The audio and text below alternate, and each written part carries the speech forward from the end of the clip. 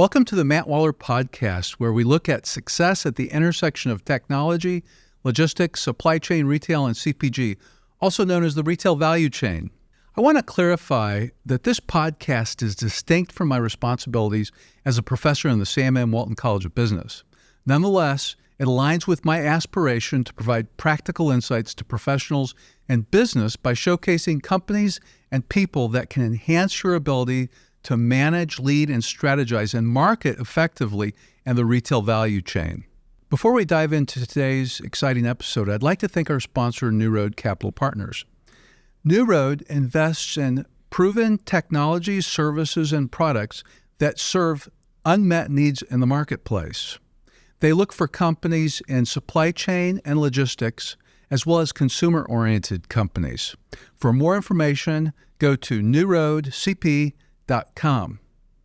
I would also like to disclose that I am a strategic advisor to New Road. I'd also like to recognize podcastvideos.com for the services they provide for these podcasts. I'm very pleased with their services. And now, without further ado, let's get into the exciting episode. I have with me today Josh Stanley, who is the CEO of Cartwheel Studios. He is co-founder of 6 different companies.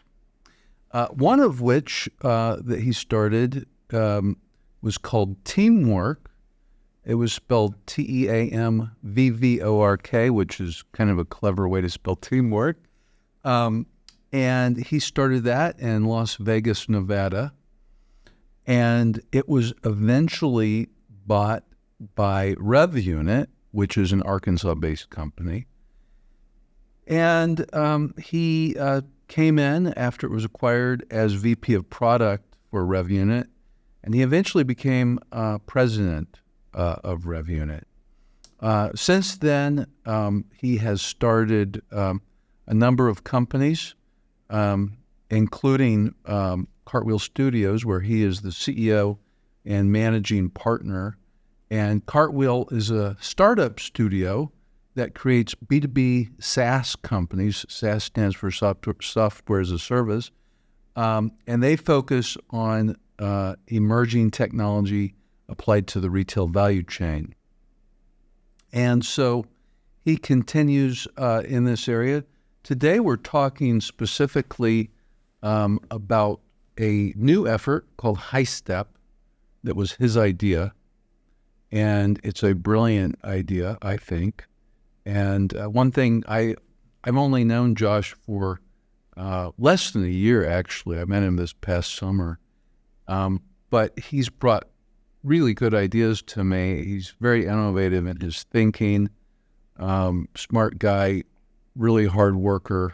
And so you're going to learn about this new program that focuses on trying to develop professional services firms in Arkansas that are focused on the retail value chain.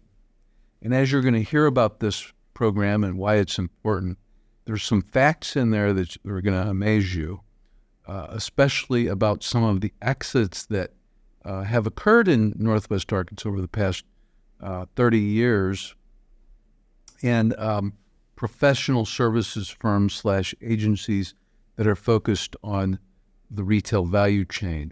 So Josh has come up with a way to leverage this and grow new firms in this region. We're very well positioned for it, and you're going to hear why in a minute. I think you'll really enjoy this. Josh, thank you so much for joining me today. Yeah, thanks for having me, man. Appreciate it. So, Josh, today we're going to be talking about Highstep. And you came up with this idea, and I remember the first time you talked to me about it, and what you said made total sense to me. And if I get something wrong, correct me. But I remember you saying, "Hey, one area that Northwest Arkansas clearly has an unfair right to win is in the area of professional services to the retail value chain." That's right, yeah. And I thought, well, yeah, absolutely. we already have a bunch of professional services firms serving the retail value chain here that are quite successful. And then you did a bunch of research and found out that there had been lots of exits in Northwest Arkansas over the past 20 or so years in that space. Yeah. How did you, I mean, it's funny how things can be right in front of you and you don't see them. What made that really stand out to you? Yeah, I think my background and the kind of series of events that have led me to right here, right now, are part of that. So coming from RevUnit. So RevUnit is a professional services agency, a software development firm that was based here in Bentonville. They acquired an agency that I had co-founded out of Las Vegas. That's what brought me to town, just to say that. But like being in professional services, being here in Northwest Arkansas or in Arkansas as a whole, in the professional services space, you look around and you ask like what other professional services companies are here. You're seeing, at the time was seeing Acorn and Collective Bias and other companies, going back to, when I first started coming out here, 2017, I think. And then, after you play in that space, play in the agency space, understand, oh yeah, there is a real advantage to being here as a professional services agency. These agencies, I would say STAT and what Casey Roberts has built, STAT cost recovery. You could point at Paul Sims and Nucleus.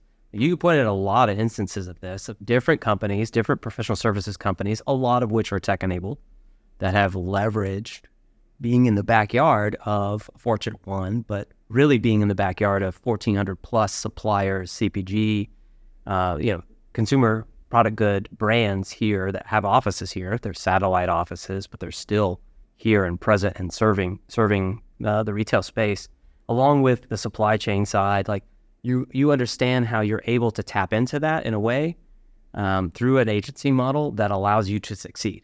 And you, like RevUnit, we sold outside of the region, but we were directly selling into the J.B. Hunts and the Tysons and the Walmarts. We built somewhere close to 30 apps for Walmart and Sam's Club, software products. Seeing it from that perspective, and then going into Cartwheel. So now as CEO of Cartwheel, building companies here in the region, that shift for me went from, okay, I need to run a professional services agency, professional services business in this region, to, oh, I need to be a part of the ecosystem that builds companies. And so that's when I finally started opening my eyes to what's happening in the ecosystem, seeing the gaps that exist. So it's like the combination of those two things. And just to add one other kind of point to that would be, this is a region that cares a lot about its growth and its future and its potential. And I think there's a ton of players, entrepreneurial support organizations, NGOs, universities, like everybody is very well aligned around this mission of how do we take what's possible here and create this amazing future. And maybe everybody has a slightly different version of what that might look like, but you get this interesting amalgamation of organizations all striving to make this ecosystem and economic development center better. And at the same time, like we have this need to really push the ball forward in a way that actually drives value. And we look at other areas like Austin or Salt Lake, and we see their playbooks. We're like, oh, what did Austin do to become what it is now, right? It's among the major metropolitan areas with huge economic development. Salt Lake has had its Silicon Slopes period and still growing. And I think we look at those areas and we say, what's their playbook? And this is a chance to take a step back and ask, well, what is our playbook? Like what has actually worked for us in this region? And this has worked. Professional services have worked. Well, and I think you and I both, I've been here for 30 years and you've been here shorter, but you've seen what's going on here and you were able to, I think sometimes being from the outside helps you see things that others don't because it's commonplace to someone who's been here a long time. But we both appreciate Northwest Arkansas and Arkansas in general. And I think this is definitely Highstep is a way to develop the area. One thing entrepreneurial ecosystems need is an ecosystem. If you just have one or two firms, there's no ecosystem. Right. So when you look at professional services for the retail value chain, it's really clear that the ecosystem's here. You could work for one of these firms Yes. and then go to another. There's a whole bunch of them. Right. And even almost all the ones that have exited still are around. Yes. And there's a bunch that have not had exits that are here. And there's new ones starting all the time. So clearly we've got an ecosystem going here. Yep. It may be the only area where we truly have the density to be able to do that. Yeah, I think you're right. I think this is an interesting. We have the density of subject matter expertise. You've talked about this when we've talked about this region and the retail value chain. Like, I love your lyrics around how many subject matter experts we have in the retail value chain space, and layer on top of that, yeah, we've got a lot of agency experienced individuals here in the region. We have people who understand the services model, have been in the many agencies that exist in this ecosystem. And yeah, it's really a Venn diagram here of like overlap between retail matter or retail subject matter and professional services subject matter expertise. Like those two overlapping is a really interesting and compelling space. And, even though professional services or agencies, and I'm going to bounce between both probably the entire time, but, it doesn't attract venture dollar. Like it doesn't typically attract. No, you're right. Venture dollars. They do attract private equity. They do. Later as they've established themselves, right? Because private equity either has invested in a platform and they're doing roll-up acquisitions of other agencies that are smaller, or it's investing, actually in the building of a platform in a new agency. Like you're going to become the platform, insert name of company, and we're going to help you go do roll-up acquisitions. So yes, private equity exists, but the early stage hasn't. We haven't had venture capital investing in services, at least in a meaningful way. It's mostly, if there are investments, it's angel, one-off, first-time manager investments to kind of fill in around or something. But the reason being is that like when you're starting an agency, one, you can do it bootstrap. You don't have to have a tremendous amount of capital. I don't know anybody who's taken the leap of faith to create an agency who didn't have some self-provided backup or, self-provided capital, which I look at as like, oh, that was just your angel investment. Essentially, you created your own nest egg. That's true. That was like an early stage investment. It was your backstop. So you don't really need a lot of investment in a professional services agency because they get cash flow positive. Like I can work the work right away. The day I decide to be, in the professional services space as an independent contractor, I go close work and then I work the work. And that's how I earn my revenue. How do you invest in those individuals to then grow and ultimately scale that and turn it into a whole, an agency? Like that's this unique space that we're trying to play in. And venture doesn't want to dabble in it because it doesn't have power law dynamics, right? Where you're going to have potentially 100 million plus or, $1 billion exit. Like that's not as likely in a professional services model. It just isn't. And that's not bad. I don't think that should be looked at as like, the end of the world. You can have very successful professional services agencies that grow and scale, but they are less likely to look like the unicorns. They also don't like that it's not recurring revenue, right? I got to keep selling whatever I'm selling. I got to keep closing the same client over and over again. Hopefully you're doing that over longer periods of time as you mature as an agency. And then the other thing they don't like is the fact that as I scale revenue, as I add more clients, and as I grow my business, I'm probably scaling headcount at the same time. I'm probably hiring, some equal ratio of employees. And that doesn't look as good in terms of net margins and EBITDA. And that's, I think, why you see the agencies getting typically priced in an EBITDA multiple versus B2B SaaS, which, is hyped to be priced around its revenue multiples. But we know, like we each have friends in this community, several friends who've built agencies and had exits. Eric Howerton, Michael Palladino, others. Many people. And a lot of those individuals, right, like they went on to have these exits and they were meaningful exits. Like these are not small, it's not what everybody I think assumes about professional services, that you just have a small exit and then you got to get right back to work. It's like some of these individuals are ultimately retired on their exits. And they're redeploying capital into this ecosystem. I'll speak for Michael because I don't think he minds. I'm not going to say numbers, but like I know for a fact he has made direct and angel investments in startups in this region because of this exit that he had through RevUnit. So like you have this positive outcome, you have bigger outcomes, bigger exits than people realize, which then feed the funnel. It's that virtuous cycle. We're going to feed the funnel with more cash to grow the next companies. And I think there's also an interesting point in time right now where we're, when we looked at the stats, like the last 15 years, lots of professional services companies were built in the 2010s, early 2010s. And then a lot of consolidation has happened in this region in the last 5 years.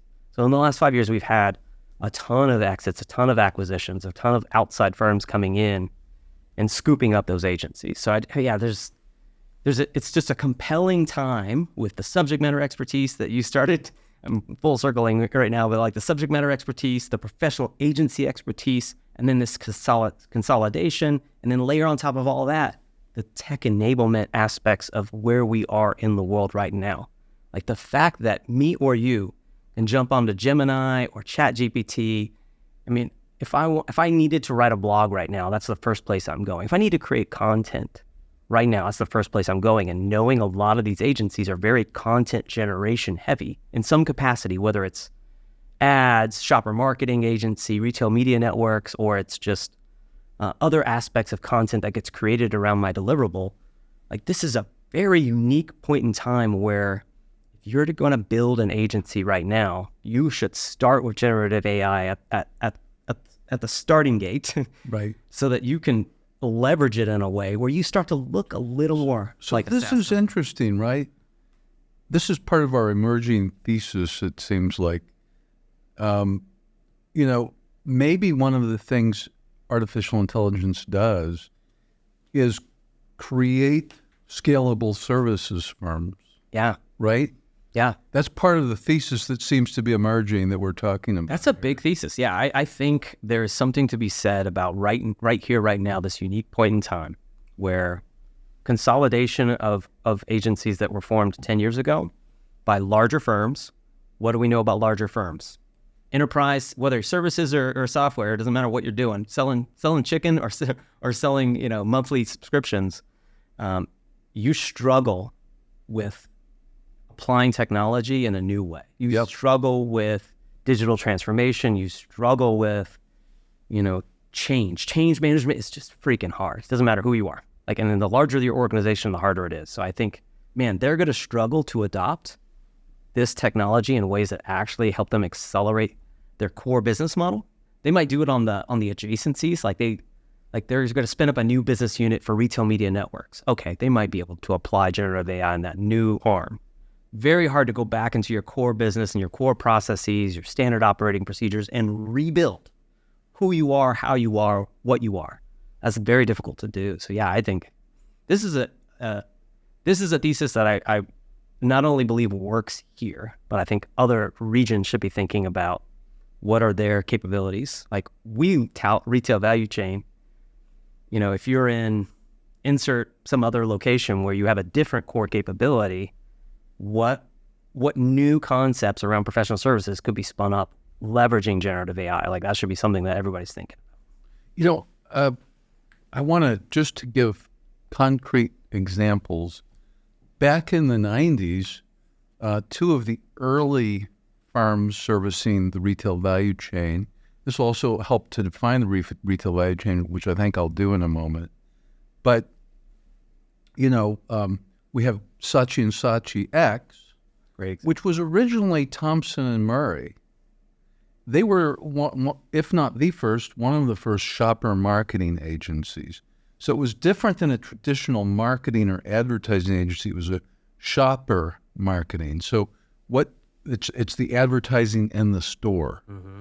And that was a new idea, at scale at least. Right. And it was an agency, and it had a huge exit.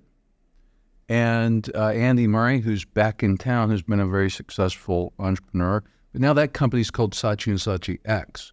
Most people know Saatchi & Saatchi. It's a global brand. Right. And then Elise Mitchell started Mitchell Communications, which was a PR firm. that happened to focus on the retail value chain because it was here. Yeah. And it eventually got bought by the largest PR firm in the world out of Japan. But there's been a whole bunch of others, like Rockfish was formed in 2005, exited in 2011. Yep.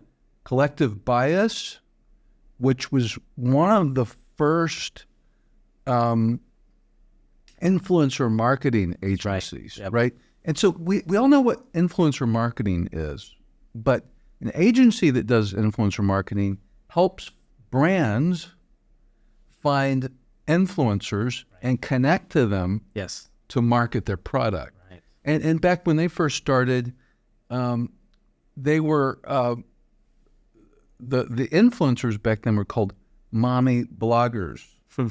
That was what they were called. They're still called that today. But what they did was, a lot of them were like showing recipes or going to the store shopping for things, right? These kind of things, and they were blogging about it, right? And so Collective Bias connected them. They started in 2009. And think about that.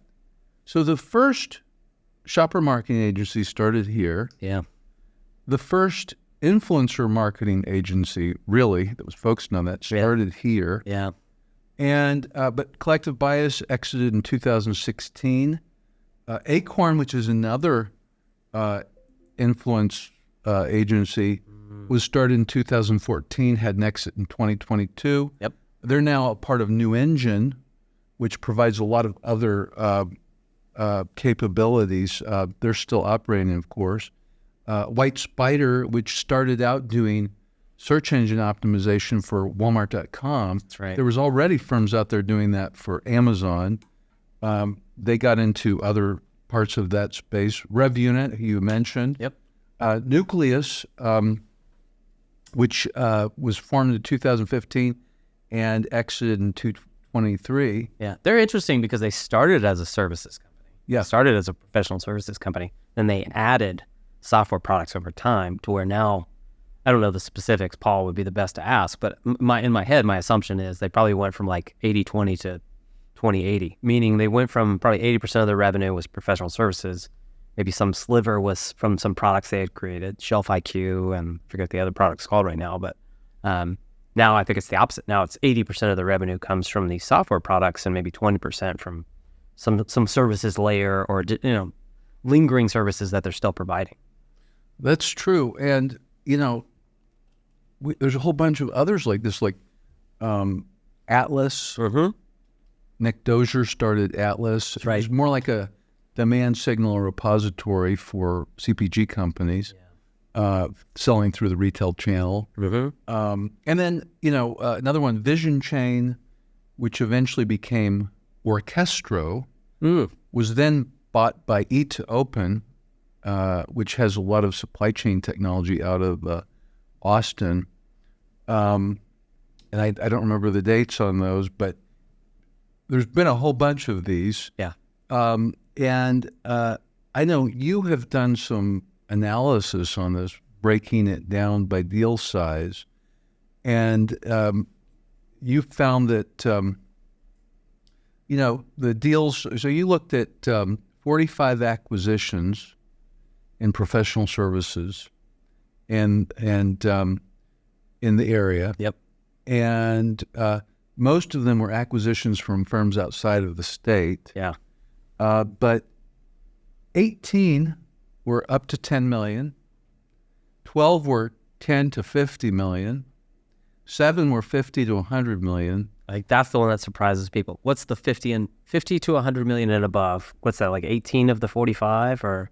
Yeah, 100 million above is there's like a third. 8. Okay, so 8. So 50 million and up, including all of them. That's 30% of the deals. Exactly. That's way bigger, I think, than people realize. Think about it. $50 million acquisitions are not small. No. That is not just walking around money in the back pocket. Like those are significant wealth events. Like yes. So what's cool about this thesis is, one, we believe that AI could be a tool to make professional services scalable. Yes. The key is going to be process design and implementation and execution. You're right. Yes. Right. That's where the big firms struggle, because they have entrenched processes with all kinds of bureaucracy around it. Yes. And so these firms that, there's been a ton of these firms. I want to back up a second and talk about retail value chain. When we talk about retail value chain, retail is in the first word for a reason. It's the value chain to support retail. Yes. And so when you think about it, that includes things like, obviously, marketing technology, retail technology, supply chain technology. Yep.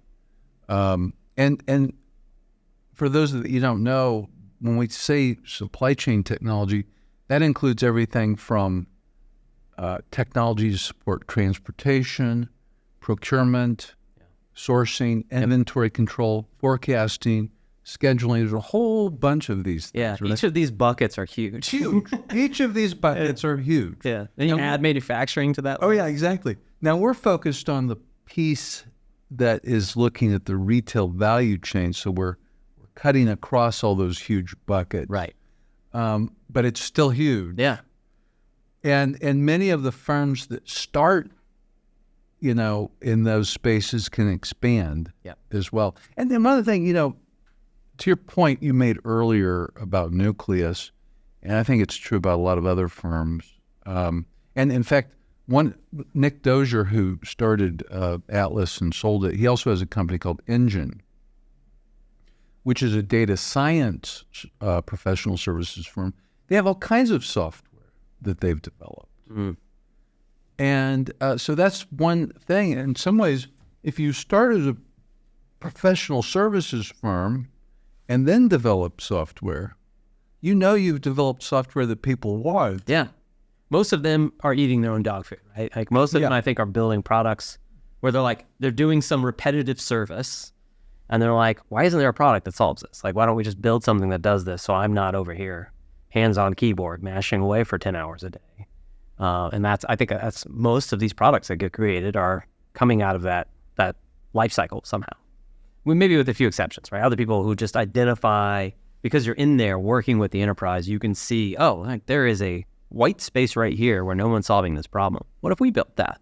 And maybe in those scenarios, I think that's maybe the Nucleus story, right? Like servicing Walmart in large part in the beginning of their existence, and then identifying, there's a need in the shelf space, and like helping them do planograms and those kinds of things. So it's a mixed bag of different ways that people come up with technology that needs to get built out of services. There are also a lot of, I'll say this just to say it, because I'm sure somebody's listening who's like, and I would be the one sitting there listening to this and be like, but there's a lot of dead bodies on the trail of services companies who've tried to build their own tech products. Like, right. As much as there are services companies who have found a sweet spot, a white space, built something, had product market fit, and had it succeed, there are just as many who can't seem to do it because you're always trying to service, the thing that makes you money, the thing that keeps your business alive, which is the services core business model.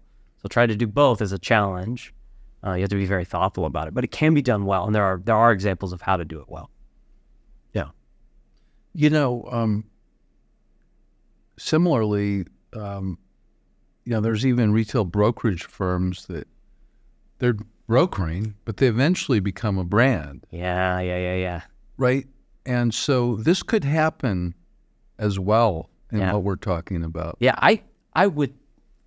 So, with this program, and I don't know when you want to talk about what the program is or how it's going to work, but knowing that we're going to help incubate 10 businesses in the professional services space, we must have, in my opinion, we must have a retail brokerage in there. Because I do believe what you just said is true. Like that there's a unique opportunity to build one leveraging new tech in a way that hasn't been done yet. Absolutely. Again, a lot of brands that are created nowadays are starting with direct consumer or say Walmart Marketplace. Yeah. Right. And that didn't used to exist. And now it's possible to do lots of, minimum viable product experiments. And brokerages are in a good place to do that. The problem is a lot of brokerages don't think like that. Right. What they're good at doing is being a broker. Yeah. But they just don't realize that they've got this potential. But to your point with AI, it's their potential times 100. Yeah, I think there's an exponential outcome opportunity with a retail brokerage applying emerging tech. Like I really do. I think it's going to happen. Somebody's going to do it. And just like you said a minute ago, where this is the region that produced one of the earliest influencer marketing companies. This is the region that produced one of the earliest shopper marketing companies. This should be the region that produces one of the first truly tech-enabled retail brokerages. Like this should be absolutely. We should come up with more firsts like that reinvent the retail industry, because we do have global reach here. I would add to that, we have done more in demand signal repository innovation than any region in the country. I am very confident of that. But all these things fit together. Yeah. If you think about a brokerage. So it's very exciting. Now, I would like you to talk about how are we going to leverage this?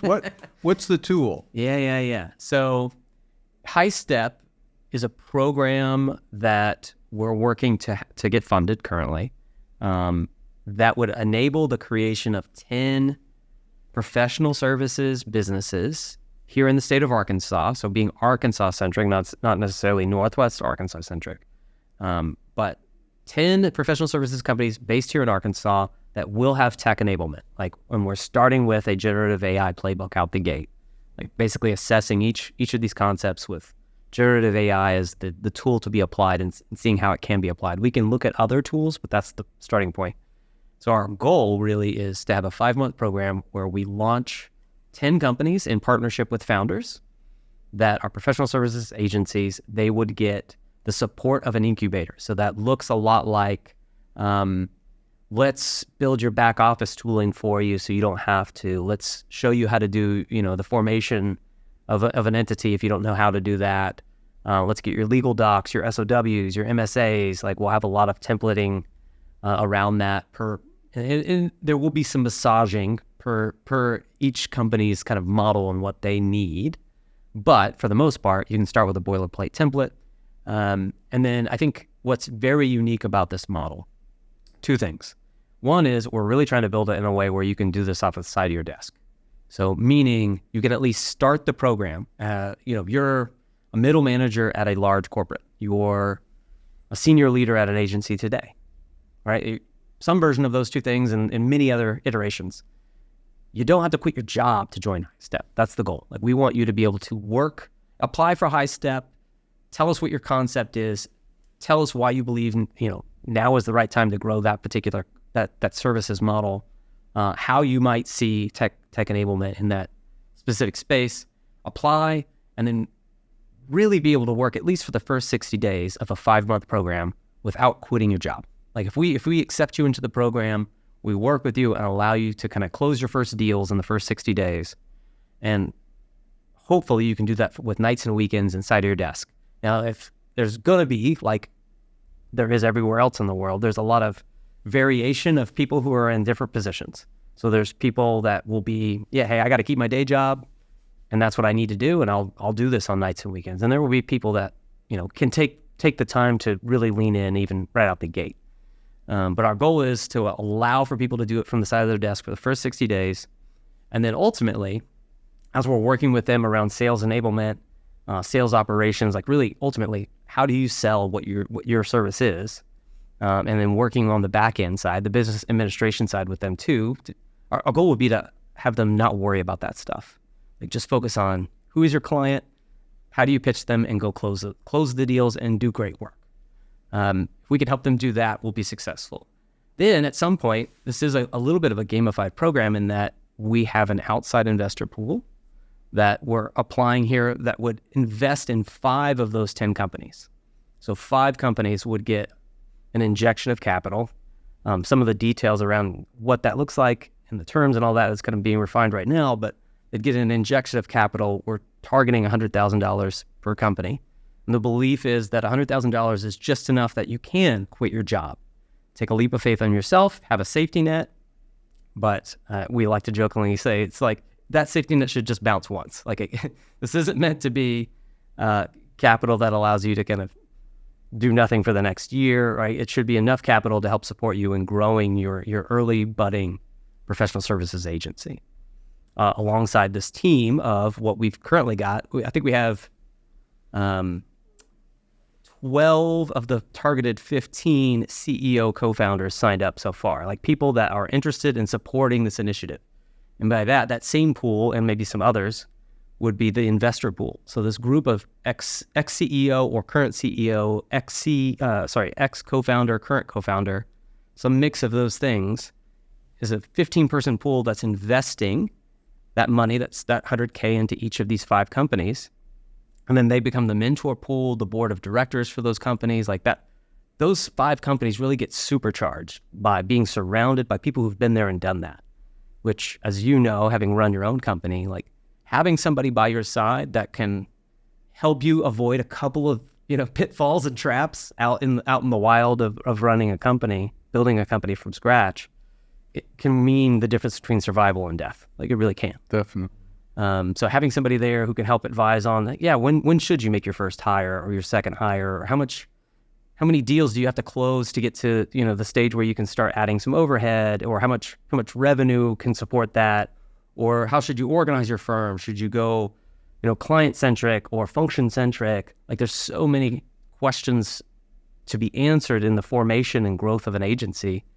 To have this pool of talented, experienced people who've been there and done that, most of which have had an exit, I think is a huge advantage. So there's kind of those 2 unique components to this program. One, do it from the side of your desk, nights and weekends, at least for a period of time. And then 2, this kind of supercharging of not all of the 10, but 5 of the 10 will get this supercharged effect from this outside group and a little bit of capital. What did I miss? Well, no, that's great. One thing there's a couple of things. Okay. One, we're talking about trying to get several hundred applicants that we narrow down to this 10. Yeah. That's important to note too. That's a good call out. Yeah, we believe based on the data we have from running an accelerator and kind of going through the same process, but eventually casting a wide net to gather established businesses in the retail value chain space, we believe we can get 500 or more applicants to this process through a nationwide kind of program, a nationwide marketing campaign. Like, hey, get the word out and get people to apply over a period of time. And then, I think we can winnow that down to 10 strong, high probability of success founders that we help, them launch their first company, or maybe it's their second company. Again, the dynamics and situations for these kinds of people are going to be different and varied. And I think it's important that we create selection criteria that is applied to the selecting of that 10 that's also similar to what we're going to apply to select the 5. Yeah. Because otherwise we could have a mismatch there. Yeah. Yes. And but I'm glad we're doing this. We're making it available nationwide. These will be Arkansas companies. Yes. But it's a way to bring in additional talent that we may need for this, potentially. Yeah. I have a feeling that many of them actually are here because we've got so much experience, but it's good to look broad. Yeah, I think we have a rich pool of talent here that this is going to be. I'm hoping somebody listening right now is one of those individuals who've had a good career, have led teams, have a concept in mind, or have seen an opportunity.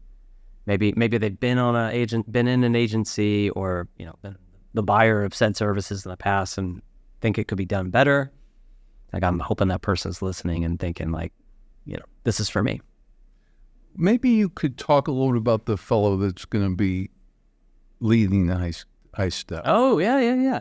Yeah, so Michael Palladino, who I've already mentioned once, co-founder at RevUnit, was he's held so many positions there. He was CEO, CTO, CMO, came up as a technologist through his own like pre-entrepreneurial career. Maybe one of the most under the radar. I don't want to say underrated because anybody who knows him doesn't underrate him, but maybe probably the most under the radar, empathetic, incredible leaders we have in this community, like across any company. I put him up against. He doesn't promote himself at all. No, very self-deprecating, humble. He's the type of person you want to be around and you want to work with, work for, all those things. I have a huge amount of respect and love for Michael Palladino, if that's not obvious. And then, so he's let us know that he would be the individual that would run this program alongside other individuals who would support him in that effort. And we'll be providing kind of the playbook from the Cartwheel standpoint. This isn't necessarily a Cartwheel program, but we're hoping to apply kind of what we've learned through running an accelerator, the Bounds Accelerator, and the Startup Studio model, which has a lot of the same components and skill sets. So just kind of applying what we know works in this program, supporting Michael, and then me and you advising and supporting along the way. Well, I think that summarizes it really well. Thank you so much for taking time to share with us about Highstep. I mean, I really think Highstep's going to have a positive impact on Arkansas. Agreed. Yeah, I completely agree. Thank you for letting us or letting me come in and chat with you about this. And then, we will have more information available. Our timeline, a lot of people we talk to always ask, what's the timeline on this? I'll just throw it out there. We're doing some work right now to apply for funding through different sources to where we're looking to launch this in the fall. So this would be fall 2024, hopefully early fall, like September, and more to come, hopefully in the next few weeks, if not worst case months. If you're finding value in this podcast, we greatly appreciate your support by subscribing to our YouTube channel. Additionally, following us on Apple and Spotify and leaving up to a 5-star review would be immensely helpful. We welcome any feedback or questions related to the podcast, as well as suggestions for further topics and guests. You can leave your comments on our YouTube channel, and rest assured that I will read each and every one of them. Please also take a moment to check out our podcast sponsors, as they play a critical role in keeping this podcast running. For more information on specific topics, timestamps, or links to articles mentioned during the podcast, head over to mattwallerpodcast.com.